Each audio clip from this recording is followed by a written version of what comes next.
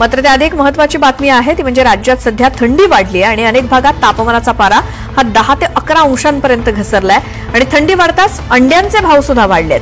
थंडीत अंड्यांची मागणी वाढते त्यामुळे भावात सुद्धा वाढ झाली आहे। राज्यात थंडीचा जोर वाढू लागलाय।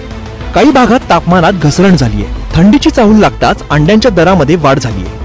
अंड्यांच्या किमतीत प्रति नग 1 ते 2 रुपयांपर्यंत वाढ झालेली असून किरकोळ बाजारात 1 डझन अंड्यांसाठी 96 ते 108 रुपये मोजावे लागतात। तर होलसेल बाजारामध्ये अंड्यांचा भाव 675 रुपये शेकडावरती पोहोचलाय। यामागे अंड्यांच्या उत्पादन खर्चात वाढ झाल्याने दर वाढल्याचं कारण सांगण्यात येत आहे। या 2-1 महिन्यामध्ये अंड्याचा भाव वाढल्यामुळे चांगले फायदा होत आहे, पण याचा एक 1.5 महिन्याच्या आधी विचार केला तर तो एक 5.5 रुपयापर्यंत रेट होता, पण ह्या 2-3 महिन्यामध्ये आम्हाला बऱ्यापैकी फायदा होत आहे। शरीराला उष्णता मिळावी यासाठी हिवाळ्यात प्राधान्याने अंडी खाल्ली जातात। अंडी ही पौष्टिक तर आहेतच, पण त्यातून लगेच ऊर्जा मिळते। अंडी खाल्ल्याने शरीर तंदुरुस्त राहतं, त्यामुळे थंडीच्या हंगामात सर्रास अंड्यांच्या किमतीत वाढ होते। आता अंडी महागल्याने सर्वसामान्यांचा प्रोटीनयुक्त आहार महागण्याची चिन्ह आहे।